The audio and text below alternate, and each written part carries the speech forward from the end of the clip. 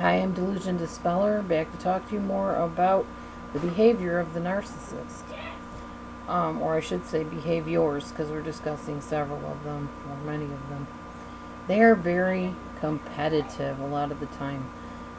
You can see this a lot in the mother-daughter dynamic, where the daughter is trying to look good for her prom, and the mother's jumping in front of her in the mirror, taking over everything, making it all about the mother instead of the daughter, talking about her prom, talking about her dress, and how she had the best prom, and how all the guys Googled over her.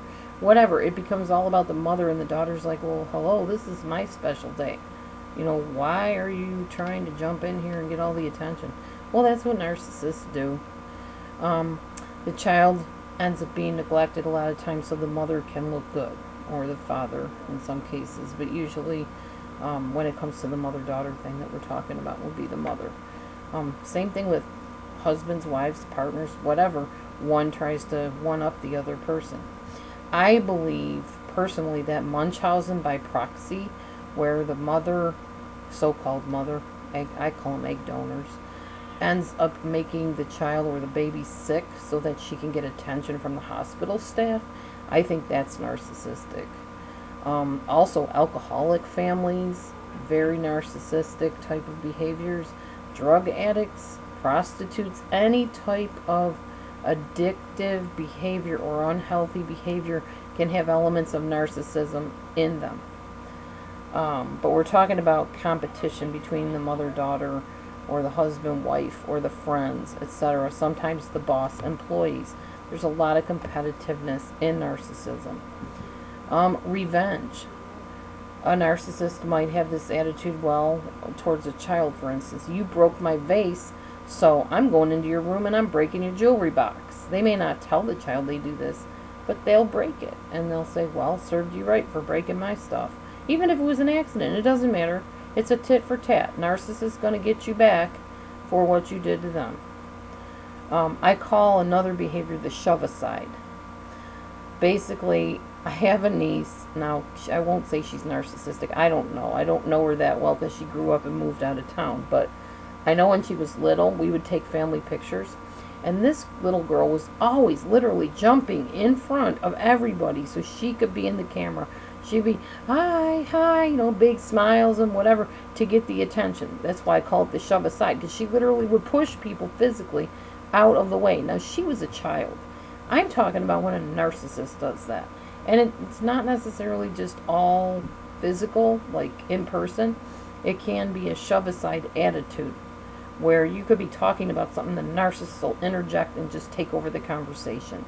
So there's a shove aside type of attitude, which is normal for a child that's developing, but not so much an adult. They can be good Samaritans outside the home. A lot of them are involved in charity type organizations, but they can be utter monsters inside the home, behind the closed doors. My stepdad would be a really good example of this. He was an insurance agent, and everybody that knew him loved him and adored him. He had policyholders that gave him candy, free stuff. They met for dinner. I mean, he was very well liked. But behind closed doors, he could be a real monster. He was very physically abusive towards me, very verbally, domineering, putting me down a lot, making fun of me a lot. But people wouldn't believe me because they didn't see this. They saw this man that was this great insurance agent, this great magician, who was so much fun at parties and so much fun at family gatherings, that when I started telling them that I was being abused, nobody believed me, or very few people did. And even if they did believe me, he was well known. They didn't get involved. They didn't want to get involved. His dad was a politician, and he was involved in politics because of that. So if you know anything about politics and politicians, they try to keep a real low profile when it comes to problems in the home front. So yeah, I wasn't believed. I went through years of abuse with very few people, rescuing me or believing what I'm saying. And nobody stepping in, really. Okay, a narcissist fakes or exaggerates injury and illness sometimes for attention.